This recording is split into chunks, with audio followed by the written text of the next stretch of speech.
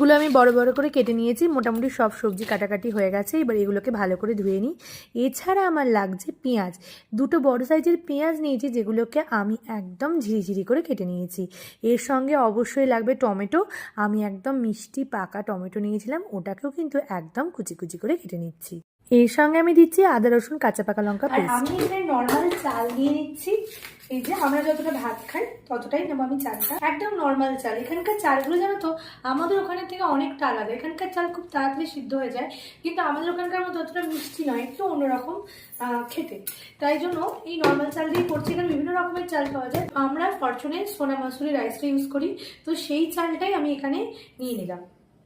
এরপরে আমি প্রেশার কুকারের মধ্যে যেহেতু করবো, প্রেশার কুকার গরম করে একটুখানি দিয়েছি সাদা তেল, তার মধ্যে দিয়েছি অল্প একটু ঘি, দিয়ে তার মধ্যে স্টার এনার্স দিচ্ছি, একটু কার্ডামাম দিচ্ছি, একটু ক্লভস দিয়েছি, তার মধ্যে তেজপাতা, একটু ব্ল্যাক পেপার দিয়ে পেঁয়াজগুলো দিয়ে একটু ভালো করে নাড়ি চাড়িয়ে নেব। এখানকার মানুষ তো একদম সর্ষে তেল ইউজ করে না, নয় সয়াবিন অয়েল নয় সাদা তেল, যে কোনো একটা ইউজ করতে হবে। তারপর দিয়েছি নুন, একটু অল্প পরিমাণে হলুদ, নুনটা আবার পরে আর একটু অ্যাড করব।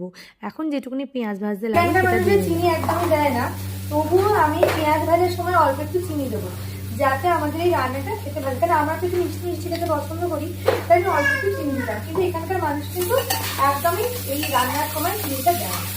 চিনিটা দেওয়ার পরে একটু লাল লাল হয়ে গেল পেঁয়াজটা, তারপরে ওই বেটে রাখা মশলা দিয়ে আবার একটু ভালো করে কষিয়ে নিচ্ছি। মশলা কষানো হয়ে গেলে এরপরে যে টুকরো করে কেটে রাখা সবজিটা দিয়েছিলাম সেটা এবার ভালো করে দিয়ে নেবো সবটা, দিয়ে ভালো করে এবার নাড়াচাড়া করে সবজিটা সেদ্ধ হওয়া পর্যন্ত রান্না করব। একটু চেপে চেপে রেখে রান্না করব, যাতে সবজিটা বেশ ভালো করে গলে যায়। দেখো সবজিটা বেশ সুন্দর করে গলে গেছে বলাটা ভুল হবে, ভালো করে কাঁচা গন্ধটা চলে গেছে। এরপরে আমি ওই যে ভাতটা, সেটাকে আমি আগে থেকে চালটাকে ভিজিয়ে রেখেছিলাম, ভিজিয়ে একটু জল ঝরিয়ে রেখেছি, ওই চালটা দিয়ে একটু জিরে গুঁড়ো একটু ধনে গুঁড়ো দিয়ে ভালো করে একটু নাড়িয়ে চাড়িয়ে নিচ্ছি। তারপরে এবার নাড়িয়ে চাড়িয়ে এবার আমি যতটা চাল নিয়েছি তার ডবল আমি জল দেবো। জল দিয়ে আবার একটু ভালো করে নাড়িয়ে দিয়ে নিলাম একটু কেওড়ার জল, একটুখানি মিঠা আতো রোজ ওয়াটার, তারপরে দিয়ে নিয়েছি একটু ধনে পাতা আর অল্প একটু কাসুরি মেথি, দিয়ে আবার একটুখানি ভালো করে নাড়িয়ে চাড়িয়ে এবার ঢাকা দিয়ে দেবো। বুঝতেই পারছো যে এই পোলাওয়ের রেসিপিটা কিন্তু পুরোপুরি আলাদা হতে চলেছে, এবং এটা খেতেও সম্পূর্ণ আলাদা।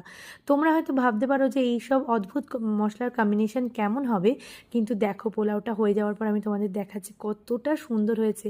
এটার যে টেস্ট সেটা কিন্তু সম্পূর্ণ আলাদা, ভীষণ সুন্দর একটা টেস্ট আসে। বিরিয়ানির মতো অতটা উগ্র গন্ধটা আসে না, আবার পোলাওয়ের মতো আমাদের মতো অতটা মিষ্টি নয়, টক ঝাল মিষ্টি সব মিলিয়েই কিন্তু এই টেস্টটা ভীষণ ভাল লাগে। এর সঙ্গে নিয়েছি একদম নর্মাল পেঁয়াজ দিয়ে শসা দিয়ে রায়তা।